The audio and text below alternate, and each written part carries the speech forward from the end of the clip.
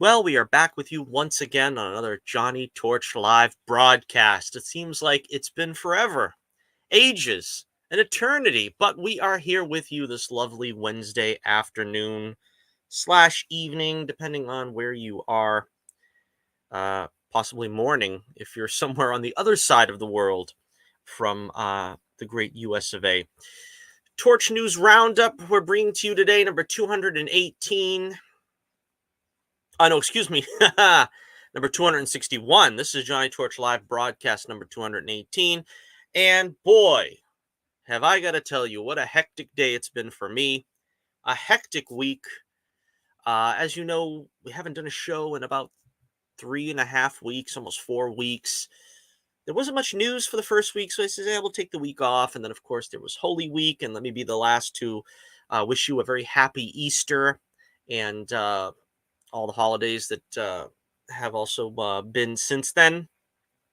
And yeah, kind of had a hard time finding time to do a show after Easter with all the stuff going on in my life. But we are finding time this afternoon, this lovely, rather chilly afternoon, to bring you a Johnny Torch Live broadcast, number 218. And please pray for me and my family during the somewhat hectic time that we're going through. Nothing serious, but I'll leave it at that.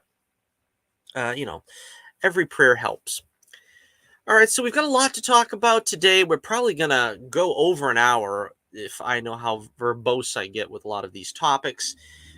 So let's get right to it. Let's take a look at our first topic of the day.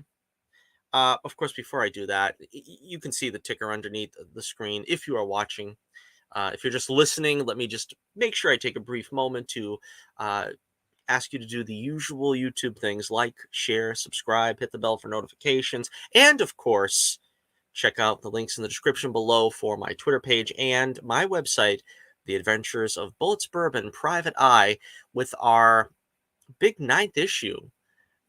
It's now out and available for purchase. I still don't know if it's been listed, but you can always hit me up at the website, and we will try to get it to you any way possible. So, okay, without further ado, let's take a look. The first order of business is the Thor Thunder. What is it? Thor Love and Thunder trailer. And I know I'm probably the last person to comment on this trailer, but I'm probably going to be the first person that admits to liking it. I like this trailer. I enjoyed this trailer. I actually watched this trailer multiple times. Nowadays, I see a trailer, it's a one and done for me. I usually watch it once, maybe twice if I kind of want to see if I missed something. I actually watched this one a good half dozen times already, and I'll probably watch it again before too long. Um, we'll take a look at the background here.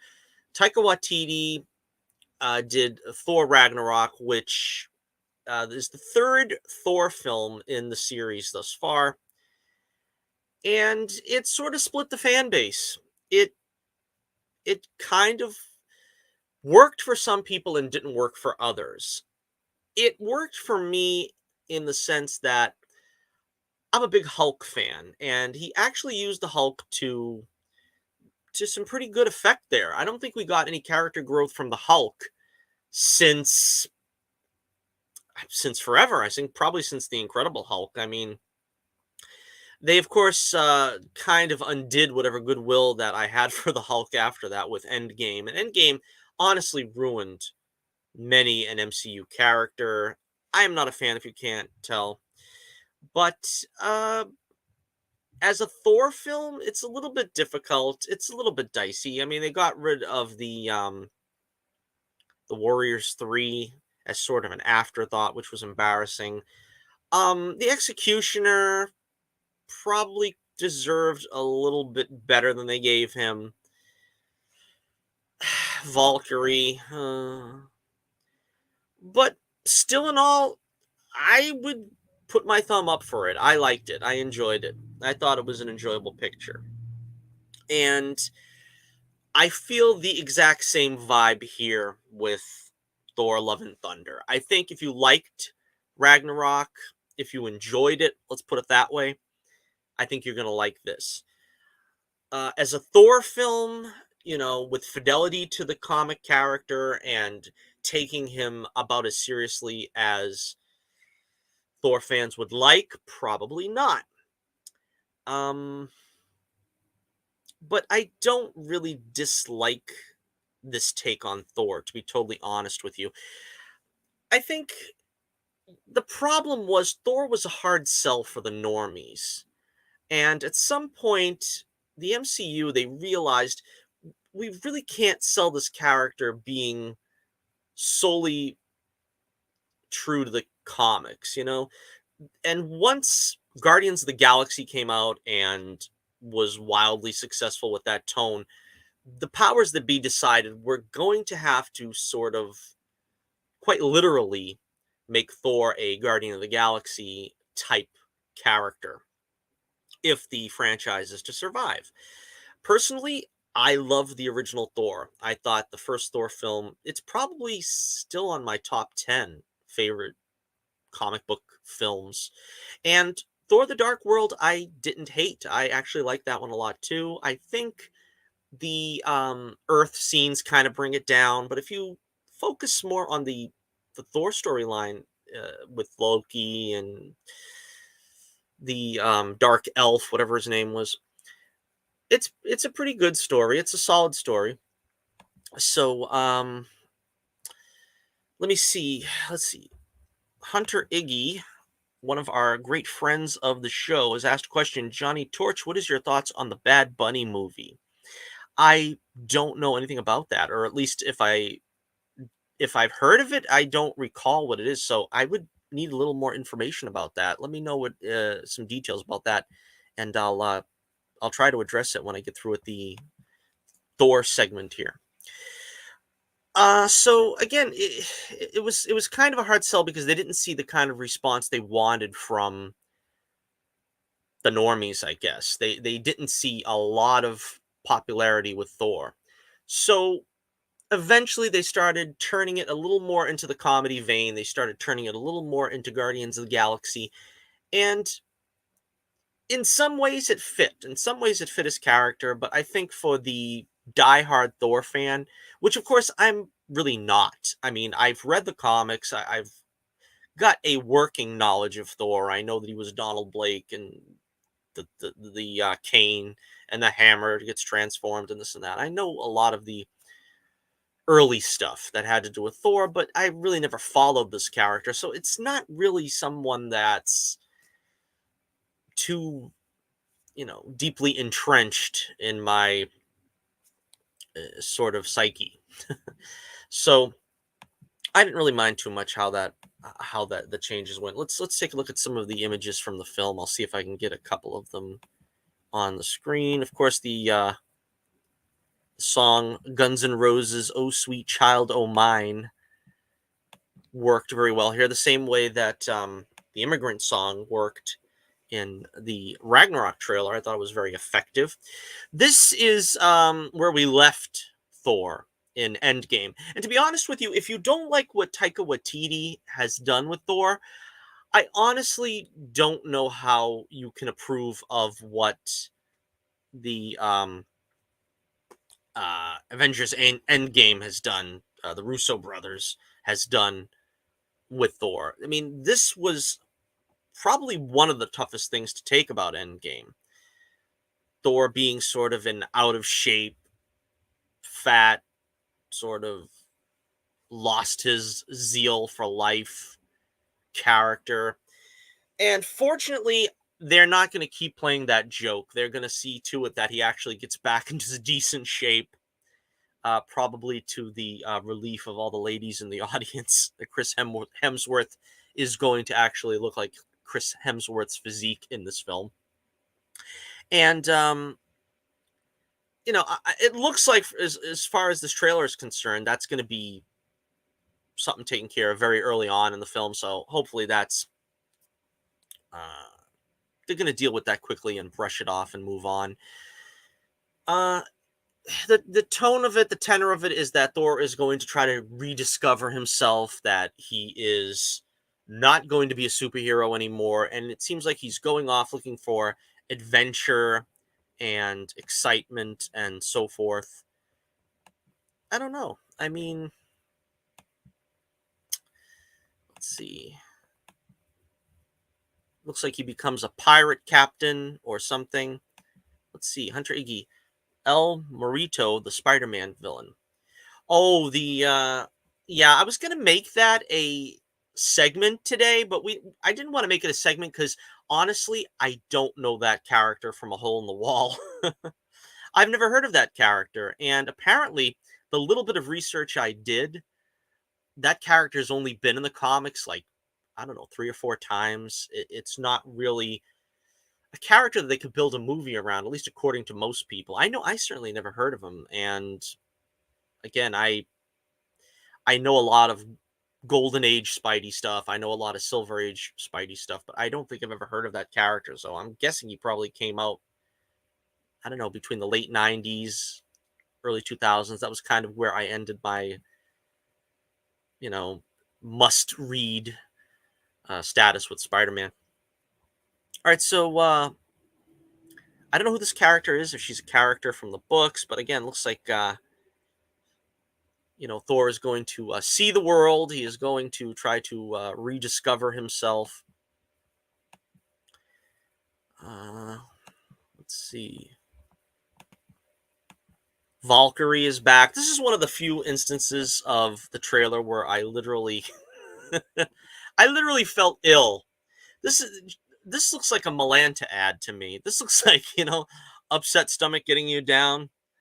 Try Valkyrie's Malanta. I don't know. I mean, I didn't really like this character a whole lot in the first movie. In Ragnarok. They're very strongly pushing the SJW narrative with this character. She's King Valkyrie. She's not Queen Valkyrie. She's the king of Asgard, and she's bi, and we're gonna try to, put as much emphasis on the fact that she's bi as if that really means anything to anybody, except the trademark 12 Twitter weirdos that means something to. It's just this is actually the segment of the film that I have no interest in whatsoever. I really hope they don't focus on Valkyrie. And of course, I'd be remiss if I didn't point out that this is the race changed Valkyrie. They try to have some wiggle room saying, well, you know, Valkyrie is a title and there are a lot of Valkyries. The only Valkyrie I know is the one that looks like Swiss Miss on the Swiss Miss hot chocolate box. That's the only Valkyrie I know, and that's the Valkyrie I would have liked to see. And I think they gave her a cameo in the Ragnarok. But yeah, not a fan of this character. Hoping it is not going to be a very big role for her here. Let's see. Also, this is pretty exciting. We've got our first look at Hercules, apparently from the back though, and this is probably Mount Olympus. It looks like Thor is going to meet the Greek gods, right? Is that what Hercules is? I don't know. I never really got too deep into the mythological characters. I'm pretty sure that's, yeah, Hercules is Greek. But yeah, he's a big Marvel character. He's another Marvel character that I never really cared for because they had a very Stan Lee, put a very mythological section in Marvel where you had Thor, you had Hercules, and some of these other characters like Valkyrie. And that's fine. I don't have anything against them. The same way as there is a corner of the Marvel universe that has very science fiction characters, like Guardians of the Galaxy, like Silver Surfer, and so forth. And I'm also not really invested in those characters either, truth be told. I really don't know a lot about them and never really caught into them that well. But I'm curious. I like to see what they're going to do here with Hercules. It's sure to be a lot of fun. Let's see. I gotta stop saying let's see before I put on every single one of these. I think we have another image. Yeah, here it is. This is, of course, the return of the Guardians of the Galaxy. Peter Quill, the great Chris Pratt making a return to the MCU. I think I'm not sure if they're still filming Guardians of the Galaxy 3, but of course, the way Endgame ended, Thor took off with the Guardians crew. And of course, this inspired a lot of furor on Twitter yet again. Another let's cancel Chris Pratt Day event. And to his credit, James Gunn has gone to bat for Chris Pratt because everybody and their brother is staying away from him. Pretty much in Hollywood, but mostly I'm talking about the cast. I don't really ever hear the cast saying anything to defend him. But James Gunn did come out and say, we're not recasting Star-Lord by any means. And if he were to be recast, we'd all leave with him. So that was very nice of him. And he also said, I don't have the quotes right in front of me, but he's basically saying that people are objecting to him being affiliated with a church that doesn't agree with homosexuality, and therefore that makes him some kind of homophobe. And Gunn said words to the effect of, well, you don't even know what church he's going to. You heard it from a friend who heard it from a friend who heard it from someone else, uh, in shades of REO Speedwagon. But again, these are beliefs of the church that have not been changed in centuries, and they're not going to be changed just because it becomes trendy on Twitter to cancel somebody who believes in the Bible, believes in the church, believes in Jesus Christ. And, Chris Pratt has taken it pretty well in stride and not really lashed out at these people. But again, you have to wonder, can they get a clue? You know what I mean? It's a far cry from, you know, saying or having unsavory views on people to just be a dedicated or devoted church member. Of course, they also try to bring up his ex-wife, Anna Faris, I believe. They're trying to look for a way to cancel them over that. I don't know. I mean, I don't get involved in people's romances. I don't know what went wrong with that one, but that's solely on him. And of course, this scene, of course, being played for laughs. They're going to also trying to hector Chris Pratt because they have apparently in canon made Star-Lord bi, which again, what character isn't bi in the comics nowadays? They should just say that they're all default bi, because basically that's what they're showing. They're showing that all characters, both Marvel and DC, start neutral with their sexuality. I don't understand what they are getting this from. That is not how it works in the real world. In the real world, you basically have about 95% heterosexuals, and that's what's kept civilization going for many a millennia. All right, so again, to sort of put a cap on this one, I know this is sort of a long, meandering, rambling look at the Thor Love and Thunder trailer. I always want to say Thunder and Love. I don't know why. But I liked it. It looks like it's fun, particularly in a day where we've had nothing but nonstop, relentless, back-to-back praise and adulation for the Batman, which I have not seen, and I probably will not see for some time. I think you can see it on HBO Max. I don't have that, and I am not in a hurry to get that. If and when I do get that, I might see it just to see what everybody's talking about. But I am not going to support it because it is just, again, with the race changes to the characters of, Gordon and Catwoman notwithstanding. It also looks very dark and grim, and like basically the grounded take with Batman is over for me. I'm not going to volunteer my money to watch more grounded, gritty, realistic Batman. I'm done. I am just done.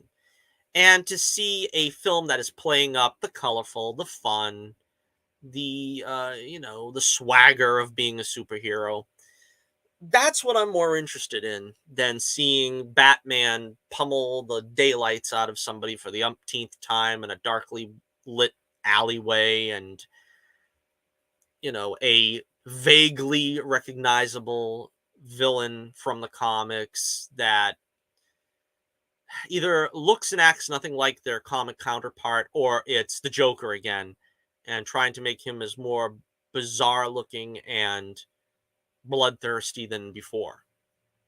So I'm just done. But again, like I said, very excited for this film, very excited for this trailer. And I have to admit, of course, that's the one I don't have. I don't have the Natalie Portman. Yeah, of course, I have to forget one image. The Natalie Portman as Thor thing, the jury's out on that. I don't know how I'm going to feel about that.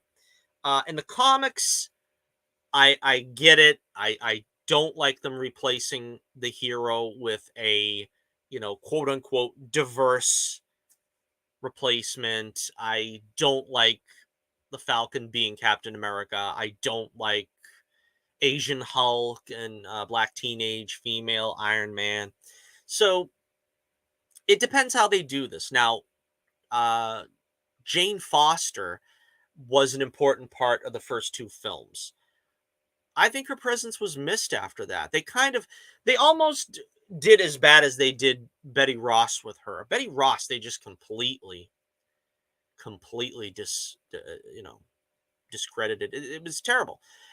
It just came to mind. Of course, we didn't mention. Of course, William Hurt has passed on, and so now we're never going to see that again. We're never going to see Betty and Ross and Banner together again in the same scene. Of course, they can recast Ross, but it kind of feels like the die is cast with the Hulk, and they pretty much ruined him at this point. But I feel this is a way that they're trying to redeem Jane Foster's character. They kind of felt like, well, again, the normies are not eating up this love affair between the god and the mortal, and let's just brush her aside for a moment. And that moment has passed. That moment took like 8 years, I guess. I don't know. And now we can bring Jane back in, and I like that. And if maybe it makes her more of an interesting character to make her a superhero, so be it.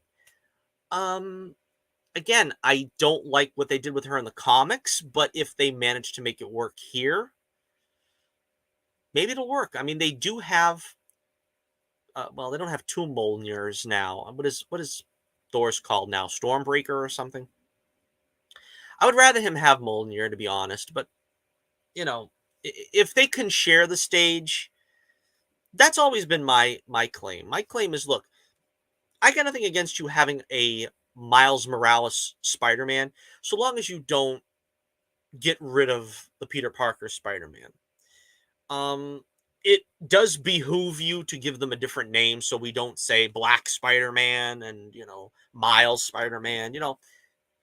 It behooves you to give them a different name. That's kind of like Riri Williams. Now they're calling her Ironheart. Okay, you've made a new character. As long as you're not trying to foist that character into the role that was already owned by somebody else, then you're okay.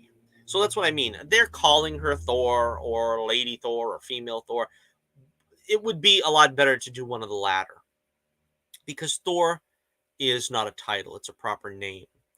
The hammer actually says, whoever can hold this hammer or whatever, be they worthy, shall possess the power of Thor. It doesn't say they shall become Thor. It doesn't say they shall be named Thor. It says they shall possess the power of Thor. So again, call her something else, but I don't know if this is a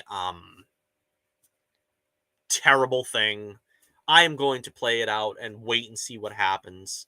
And hopefully I'll be pleasantly surprised. I think it's going to be a divisive movie, just like Ragnarok.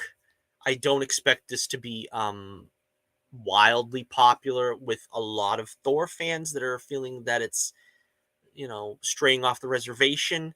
But again, the real damage to this character, I believe, was done in Endgame.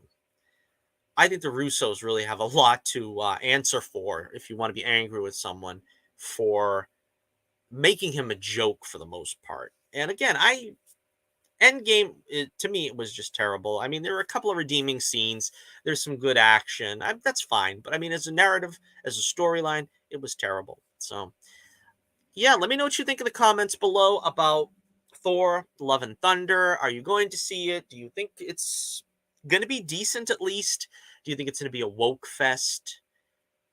I think it's going to probably have its share like most MCU movies do, but I don't know. I'm gonna cross my fingers and hope for the best. All right, a lot to cover today. We got so much to cover, and we already spent like nearly a half hour just on that and the introduction. So let's move right along here.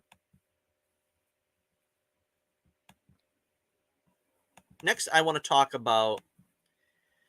All right, so I'm not going to do a recorded review of Sonic 2, Sonic the Hedgehog 2. I did go and see it last week, I believe. Yes. And I just want to give some brief thoughts here, something that I could, just off the cuff, give a pleasant little review in 5 minutes or so. But yeah, I loved it. I absolutely loved it. I liked the first film. I didn't love the first film.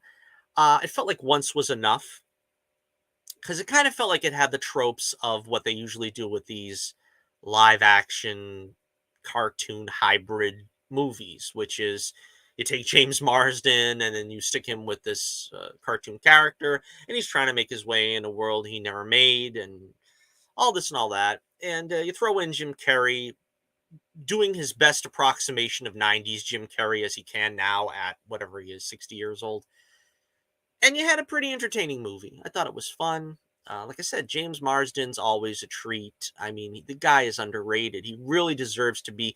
He deserved a bigger role as Cyclops, and he really deserved to be Hal Jordan. I think the window on that is probably passing him by, but he probably would still make a great Hal Jordan if they ever get some kind of Green Lantern project off the ground. But the sequel basically takes everything you wanted them to do in the first film and amps it up, puts it up way, way up. They put the human characters on the back burner for the most part. I don't want to really get into spoilers. I don't think there's much to spoil with this film, to be honest, and probably everybody who was dying to see it has already seen it. But there's sort of about a 10-15 minute window where the side characters take over, the back burner characters, the human characters, and that really does drag the film down to a stop. And I understand why they were doing it story wise. I think they were trying to tie up a storyline that, you know, had some importance to it, and they didn't want to just leave it hanging, to just have a throwaway line at the end of the film. But it really did slow the film down at one point. But, it pretty much focuses on Sonic, Tails, and Knuckles and Robotnik. James Marsden, I think, actually gets the short end of the stick, as they say here. He gets like one really decent scene, and the rest of it he's just kind of there. You know what I mean?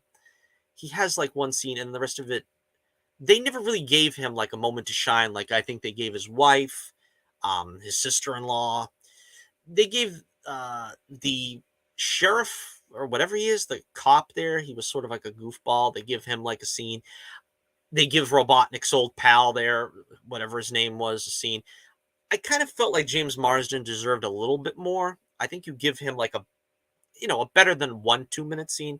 They probably should have gave him a little something else. That is probably my biggest criticism.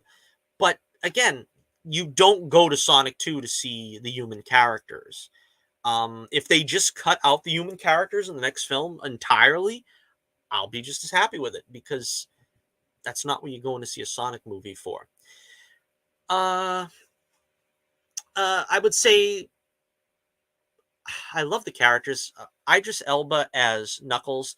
I mean, I wasn't really concerned, but I mean, I was wondering what he was going to do with the character. Very funny, and his voice really does fit. Because I was like, is he going to have like a British accent or something? Like, I don't know if it's going to be weird. But no, he really came across as what you expected Knuckles to sound like. And his behavior was like in keeping with the Knuckles lore. He's I don't think it's a spoiler to say, but he's at odds with Sonic, and he's trying to find the Chaos Emerald from his home world, and Robotnik sort of manages to manipulate him into making him an ally of his. The relationship between Sonic and Tails I thought was great. I thought Tails, of course, the voice actress, you know, I think they've always had like a girl doing the voice of Tails, but it sounded just like what Tails is supposed to sound like. And the thing that I loved about the Sonic and Tails relationship is they didn't feel like they had to deconstruct it. They just had it that Tails shows up and all of a sudden he's his best friend. You know what I mean? They didn't have to feel like, I thought they were going to do the whole thing. Oh, get away from me, kid. I don't need a sidekick hanging around. And Tails would be like, oh, my hero rejected me. And, those kind of things that they do just to throw drama into a film. But no, basically, he shows up, introduces himself, and all of a sudden they're best friends. That's kind of what I wanted to see with Sonic and Tails. And they really captured that essence, I think. They showed a lot of locales and scenery and stuff that was straight from the original old school video games. Because even though I don't keep up with games too much nowadays, I'm not really a gamer. Of course, I had the Sega Genesis, and I played Sonic and Knuckles, and I played Sonic the Hedgehog, and I played Sonic 2 and Sonic Pinball, and I don't know, whatever, the first 5 or 6 games that came out, I played. And a lot of iconography here is very reminiscent of the games. So again, it feels like they did their homework.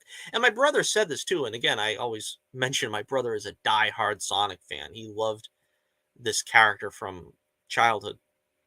And he said it's amazing that the writers of a Sonic the Hedgehog movie would be more faithful to the characters than the writers of the Star Wars sequels. A beloved franchise that, defies generation. But actually, Sonic's writers have actually been the most faithful to the lore. So, again, a rousing recommendation. First, when we talk about Robotnik, Jim Carrey again is fantastic. I was never the biggest Jim Carrey fan when I was a kid because I always felt that he kind of, this, like, for instance, if you liked Batman Forever, you're gonna like him here. In Batman Forever, he's like really dialed it up. He dialed it up to like 12, 13, 14. And sometimes I think less is more. In this case, I think he did not overdo it. But that's what I mean. I think as his career has gone on, he's found that sweet spot more where he's not kicking it up to excess. You know what I mean? He's playing it right the way it's supposed to be played. And a lot of those lines were very funny. He's out. He starts the film out on the mushroom planet, and he's like trying to make coffee out of mushrooms.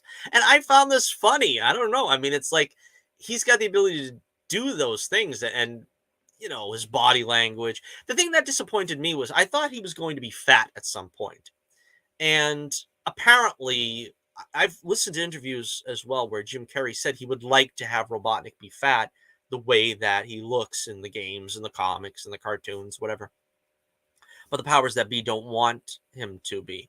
And I thought maybe it was because the way he moves, Jim Carrey moves, has always been very, ballet or oriented. You know what I mean? He does physical comedy very well in that sense.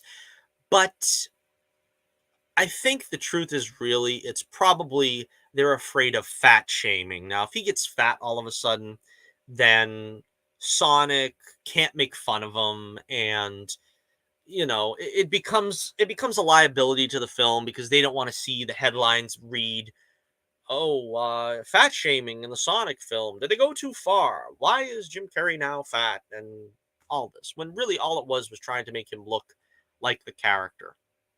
So that was kind of disappointing. Again, maybe at this point you lose 2/10 deduction for not making Robotnik fat, but they gave him the bald head and the crazy mustache, and of course he's still doing the Robotnik shtick.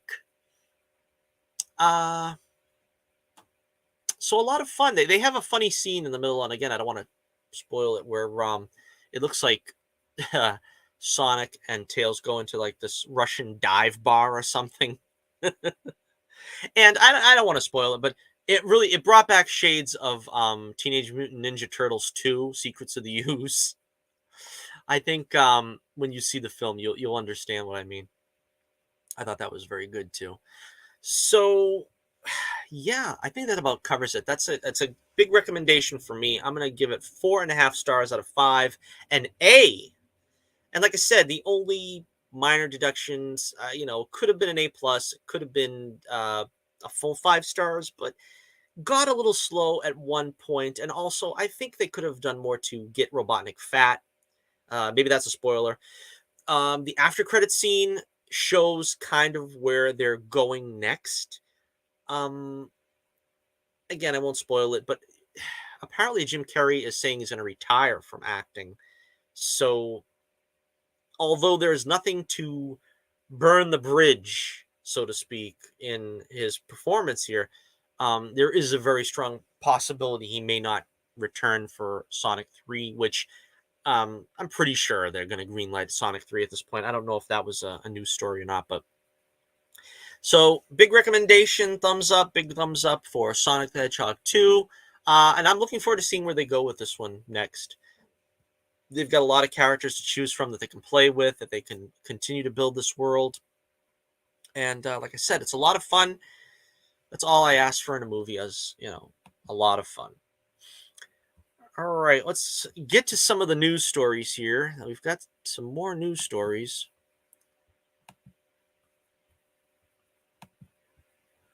And the first, now, if you remember correctly, Batwoman and Legends of Tomorrow are still on the bubble, and I believe by mid-May we'll probably find out if they are going to return. If you didn't hear my predictions on this a couple of weeks ago, to bring you up to speed, I'm pretty sure Legends will get an abbreviated season, what is it, 8, to wrap up their storylines. I think they've kind of earned it. So I would be very surprised if a station like CW or network like the CW doesn't afford them, after 7 seasons, a chance to really go out tying up all the loose ends. I feel bad because, in a sense, I like Legends. I like the actors and a lot of the characters there.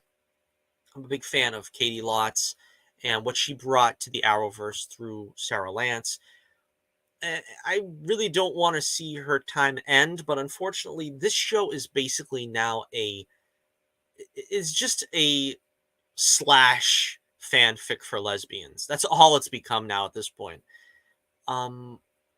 Really, there's nothing else to be told in that story.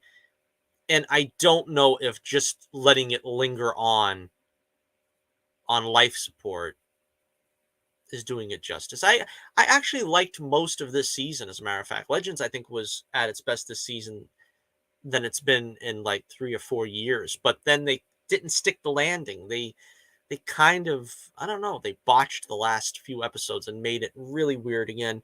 That's kind of the story for Legends. Batwoman, I think, is gone. And again, this is another case of, is it slash lesbian fanfics? Yeah.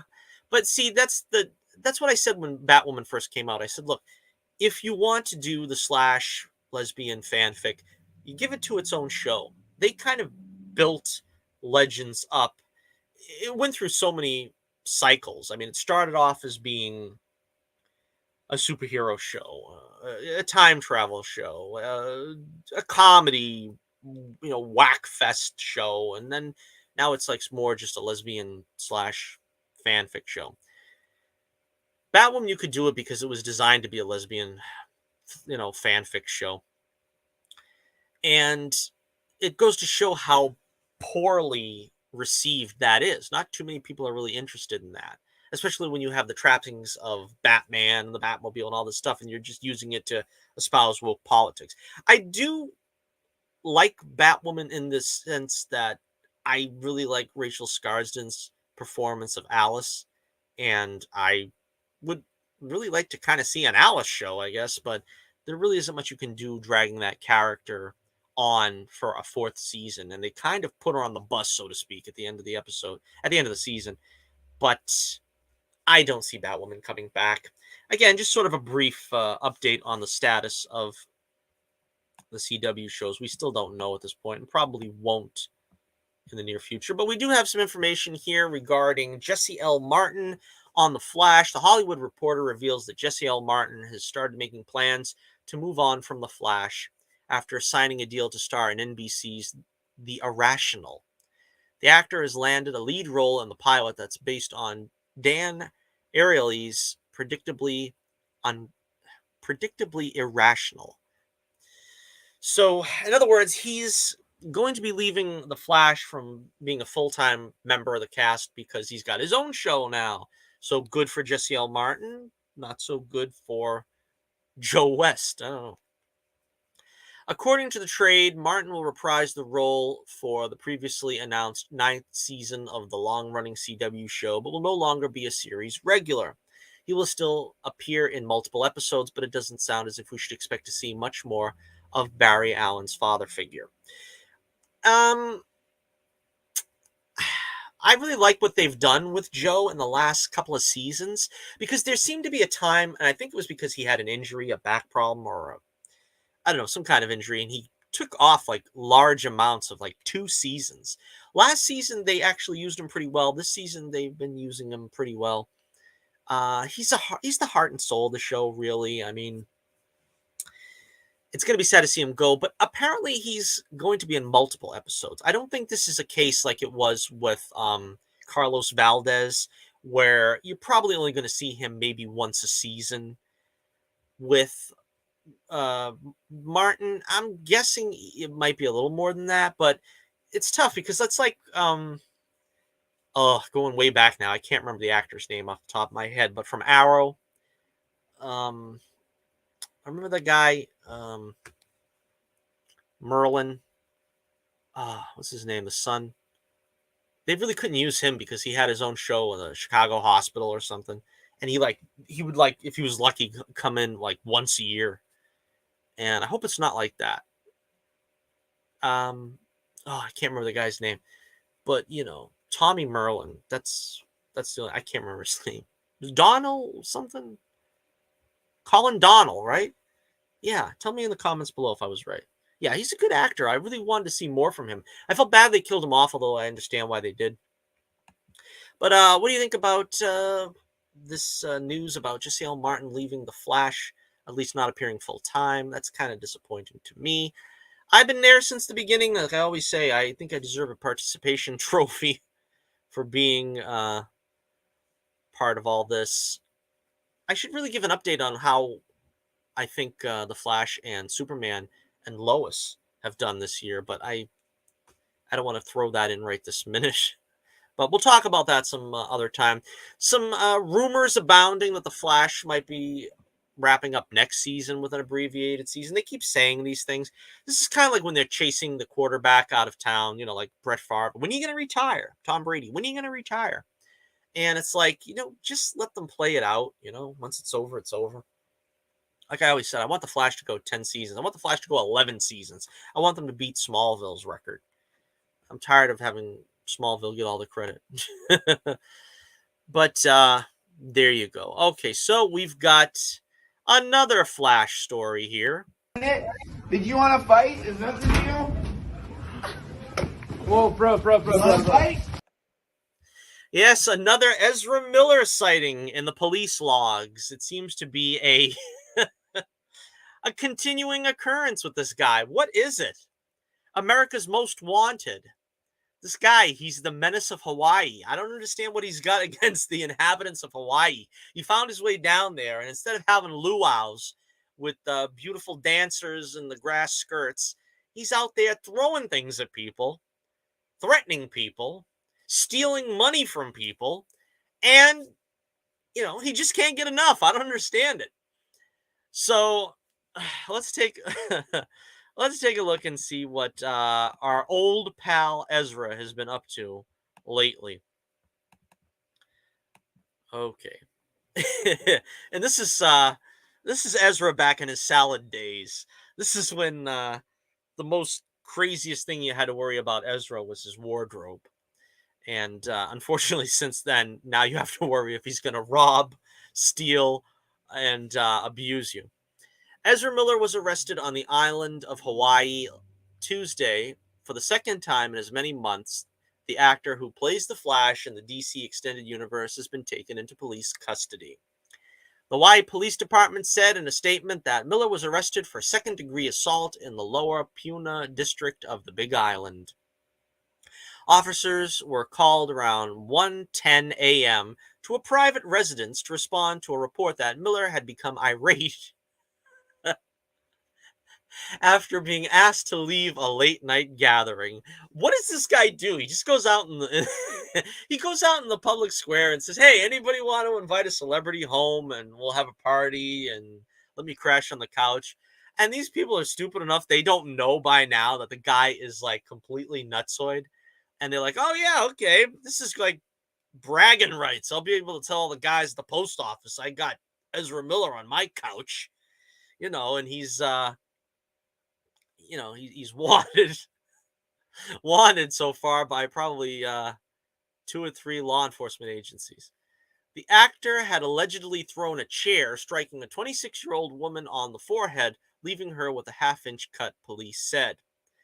Miller was arrested about 20 minutes later after being found during a traffic stop. The actor was released from custody shortly after 4 a.m. after police confirmed with the local prosecutor. Or conferred, excuse me. So he is still out there and on the loose. And if you see Ezra Miller, please, as a public service, I'm going to, admonish you all who are within the sound of my voice. Please don't invite Ezra Miller into your home. If he's out there and says he needs a couch to crash on, give him $20. Tell him there's a shelter, the St. Mary's somewhere down the street or something. Please don't take him into your home for your own good, for your own safety. This benefits no one. And trust me, I don't think you can brag to anyone. I had Ezra as a guest and lived. It's not worth it. Please don't take your life into your hands this way.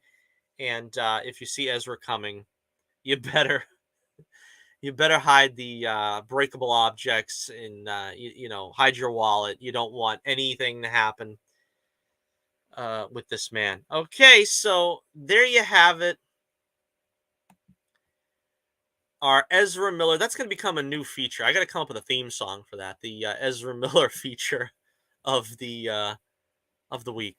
You want to learn it? Did you want to fight? Is that the deal? Whoa, bro. Fight? I gotta get some music to go with that. I'm not sure. What would work there? I don't know. Let me know in the comments below. All right, so next up, we have a packed show. I told you we had a packed show, and we not even scratched the surface. All right, the ObiWan Kenobi show, the new streaming show on Disney Plus. This is from Total Film Magazine. Our first real up-close look at ObiWan Kenobi, and we've got reports here of the show will be scored by Natalie Holt, confirmed by an interview with Vanity Fair. Let's see. She says, "I've been a huge Star Wars fan. I watched the original trilogy with my dad when I was 5 years old. The composer is also working on Batgirl for HBO Max. I'm a violinist and I come from an orchestra background, so I've been able to do something on an epic scale with these big forces." Asked about John Williams' involvement with ObiWan Kenobi, Holt confirmed that she's been able to bring her own ideas to the table, but credited the legendary composer with creating the theme for the titular character. As it happens, that was something he's been angling to make a reality for decades. So for some reason, he wasn't able to do a theme song for Obi-Wan Kenobi during the prequels. I don't get that. Now all of a sudden it's like I want to give him a theme song. Well, you got your chance now. I guess this is your last chance. She says Obi-Wan is a legacy character that John hadn't written a theme for because he died quite early on in A New Hope. It's the only legacy character that he hadn't done. So he spoke to Kathleen Kennedy and said, I just want to write Benny a theme. So who can deny him that? And he did. He wrote the Obi theme, and it just embodies the spirit of the show entirely. As how she would describe the theme, Holt declined to give too much away, but teased the following. It's reflective. It's just entirely appropriate. It distills what the show is about in just the perfect way that John Williams can. It's wistful, but there's an element of hope to it. It's doing something new, and I think people are going to be really blown away by it. So, you excited about this news about John Williams finally getting a chance to make an Obi-Wan theme song? He's done so much great work in the past. I mean, this guy really deserves, a retirement. He deserves, taking a break. But he continues to do these themes for all, he's working on Indiana Jones 5. And just, great stuff comes from what he puts into it. So I hope for more input from John Williams in the future in these projects. I wish him all the best. Keeps, you don't have to retire if it's something you love doing, and that's just a great message to have. And I feel like that's something he's really living by.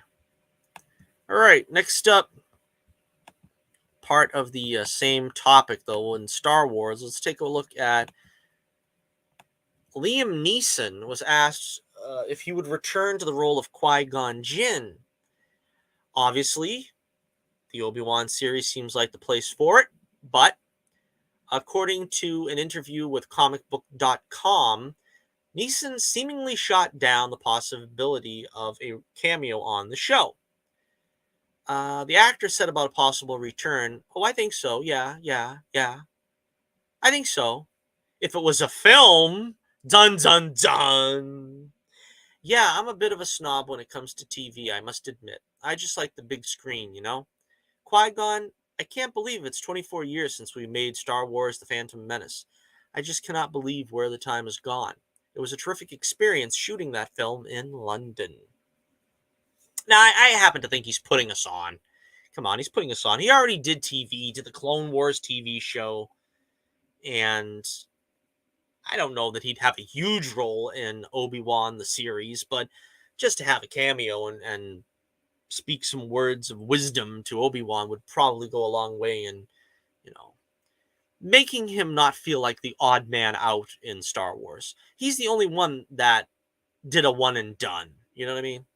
I guess unless you're talking about Captain Panaka, but but he really deserves his presence felt, and I don't think that it's going to happen unless it's maybe just a cameo. I don't think we're going to see any serious, meaningful stuff from Qui-Gon, and that's a shame.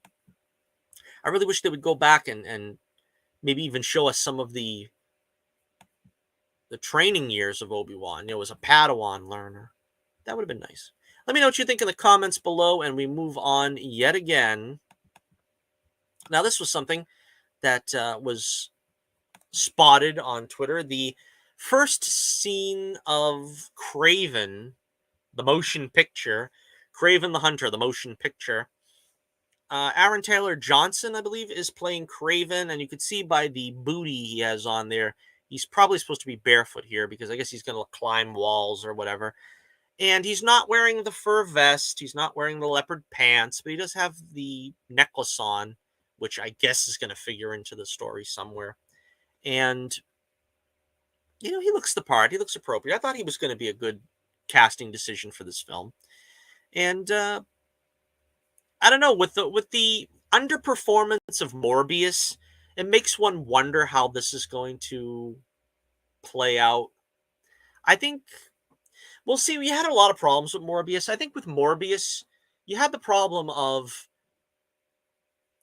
Morbius doesn't lend himself to a lot of great storytelling. I think if you put him up against like SpiderMan, obviously, or Venom, or maybe I don't know, maybe Blade. I don't know how that would work because he's a heroic vampire or something. but you know, I don't know. I haven't seen Morbius yet. I'm sure that'll be out on DVD within, I don't know, another month. So I'll probably be seeing that soon. But yeah, I have some hope for this. I think I have more hope for the Kraven film than I do for Madam Web. Although, who knows how that's going? I mean, they got Dakota Johnson in it, right? And she's not going to look like some elderly blind woman, I suppose. So it could be interesting. And of course, let's see. Kraven the Hunter will be unleashed in theaters January 13th, 2023. But I wouldn't hold on to that date if I were you, because you know how these things go. They're going to be moved like 3 times before then. Let me know what you think in the comments below. And hopefully we can all look forward to Kraven the Hunter, the motion picture. Speaking of which, the Sonyverse, they have announced that there's 2 films in the works. One, a 3rd installment of the Tom Hardy Venom franchise, following the back-to-back success of 2021's Venom, Let There Be Carnage, with 502 million globally, and 2018's Venom with 856 million globally. So a little bit of a fall off there, but you know, that's money. That's money in the bank. You're printing money with Tom Hardy and Venom. And I enjoyed both films. I think they could have tightened up Let There Be Carnage a little bit more, but yeah, I liked them both. I thought they were good. They were good films.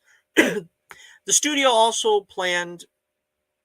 The studio also plans for another Ghostbusters installment, which they announced, serving as a follow-up to 2021's reboot Ghostbusters Afterlife, which made 20 million globally.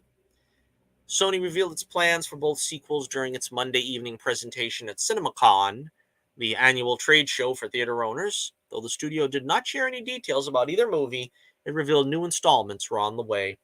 That's good. I mean, I liked Ghostbusters Afterlife. My whole concern is, though, I don't think they should deviate from what they did with Ghostbusters Afterlife.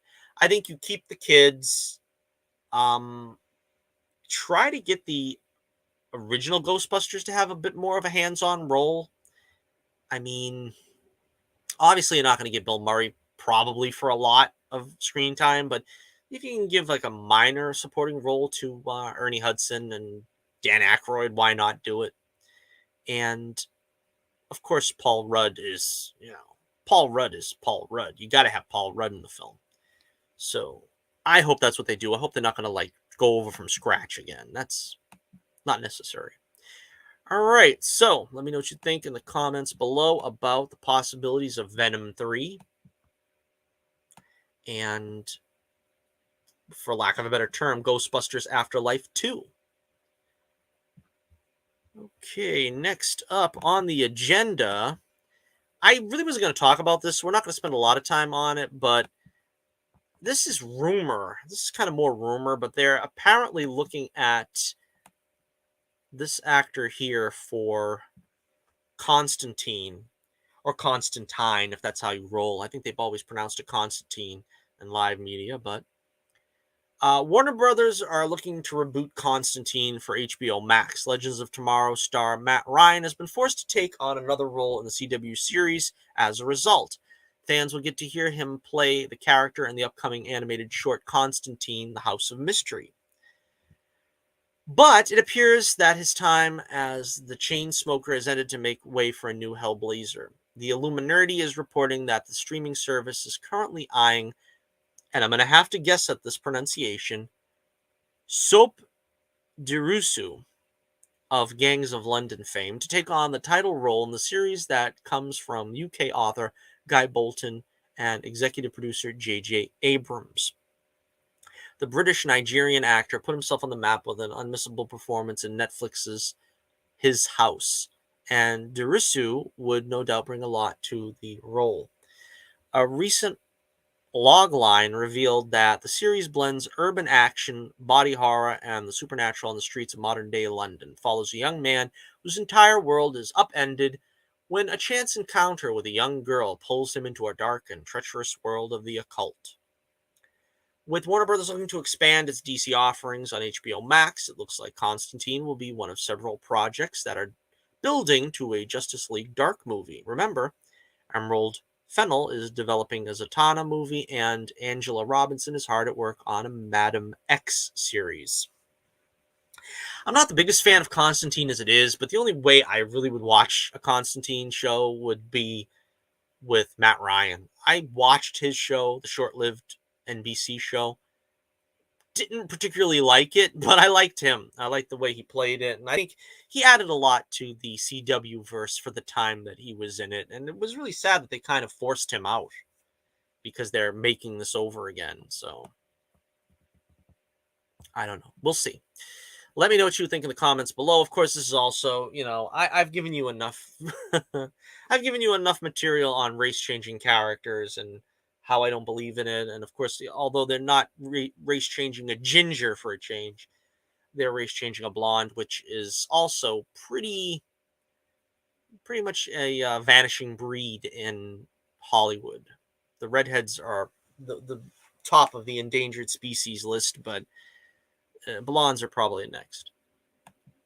So let me know what you think in the comments below.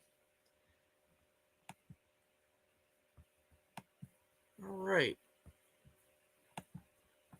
And if you weren't excited yet about the next upcoming film, we've got reason to be now. The first image of Barbie. Yes, Barbie's World, starring Margot Robbie. And it looks great, really. I mean, I don't know a whole lot about Barbie, but it looks like, Margot is the spitting image of Barbie, and she's got the pink car and the pink whatever that is in the background. I guess is it a barbecue pit? I don't know. But, originally Amy Schumer was, I have to laugh. Amy Schumer was originally approached for this role as Barbie, and then somebody put down the booze.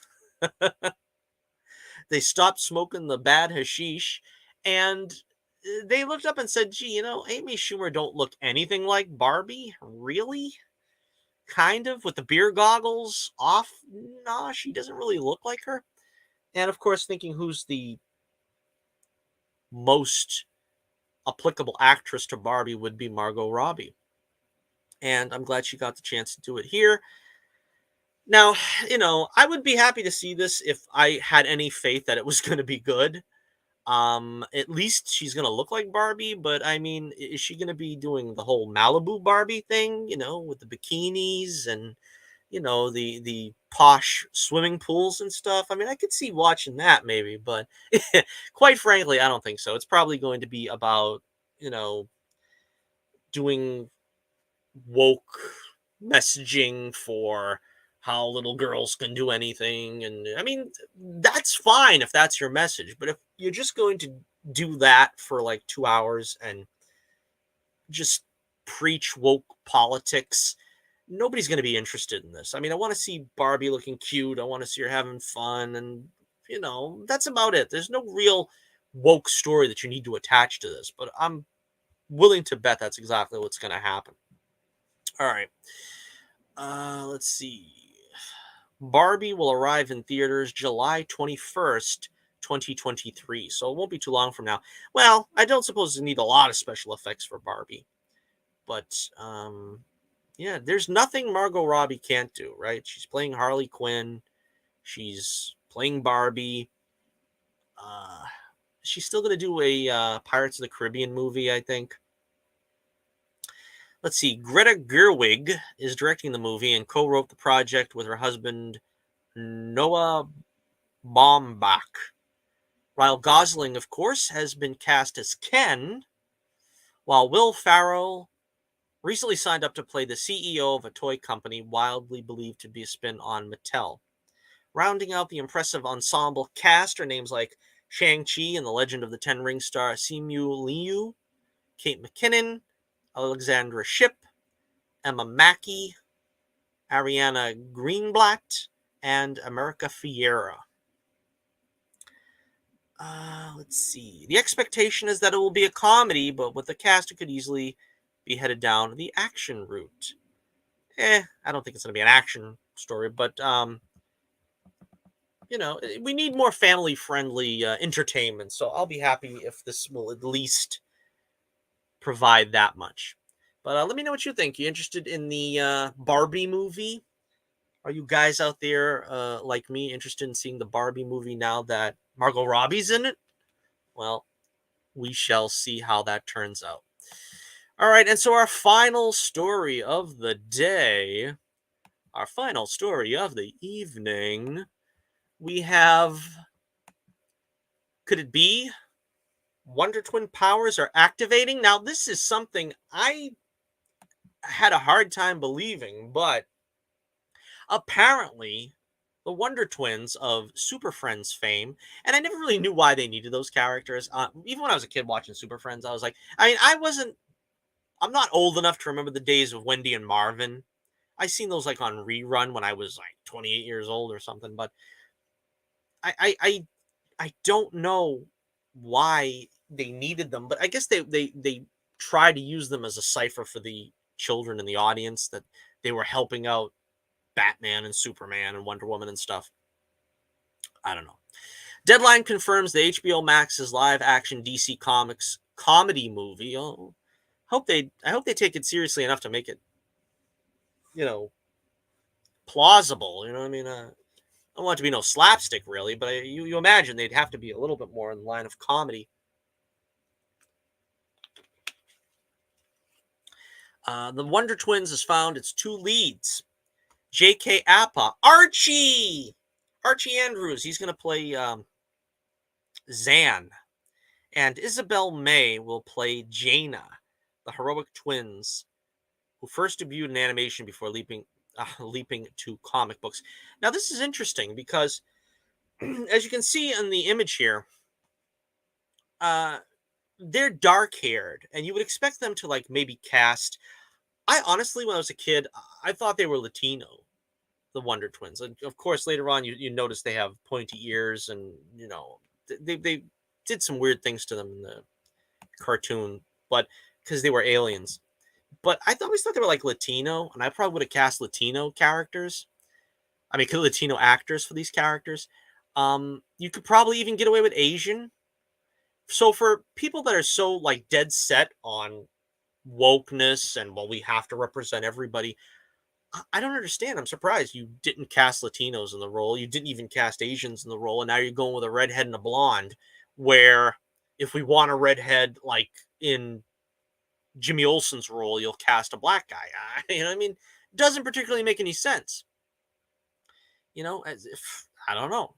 You want a redhead Mary Jane? Well, you get Zendaya. But when it comes to something like this, where you could really play with the ethnicities of the characters, you cast a redhead and a blonde. I don't know. It's weird. I don't know how Hollywood makes these decisions. Very little is known about the movie beyond its comedic tone. Zan is a watery shapeshifter, while Jaina can transform into an animal. Hailing from the planet Exor, they were orphaned during a plague and gained a pet in Gleek, the space monkey. Traveling to Earth to warn the Justice League about the villainous Grax, they blended into life on Earth by posing as Swedish exchange students. I don't think I ever heard that whole storyline. Let's see. The Wonder Twins doesn't currently have a release date.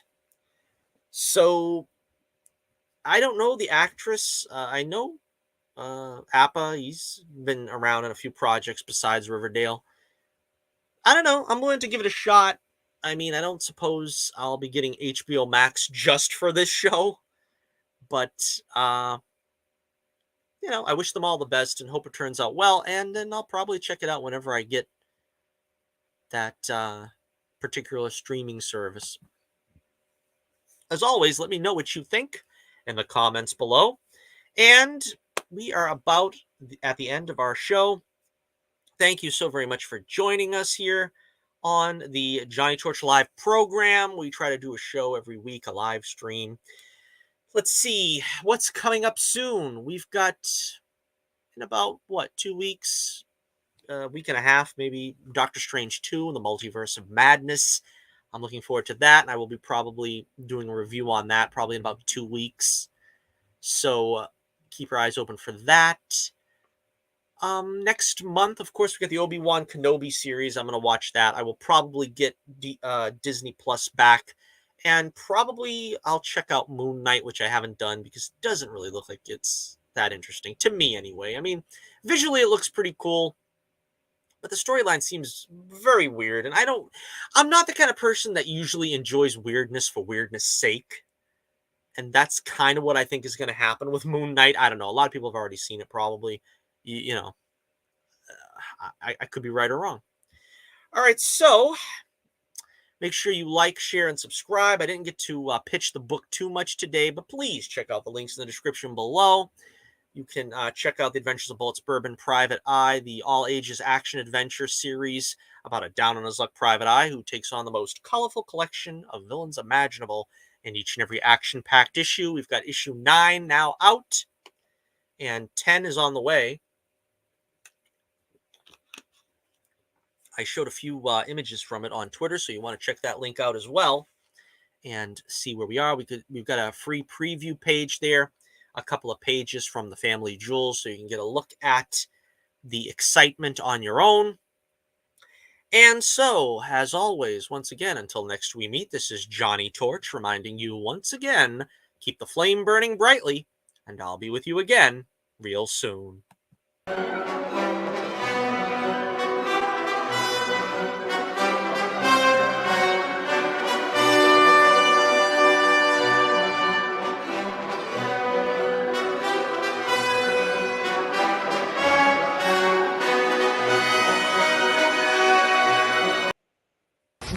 Learn it? Did you want to fight? Is that the deal? Whoa, bro.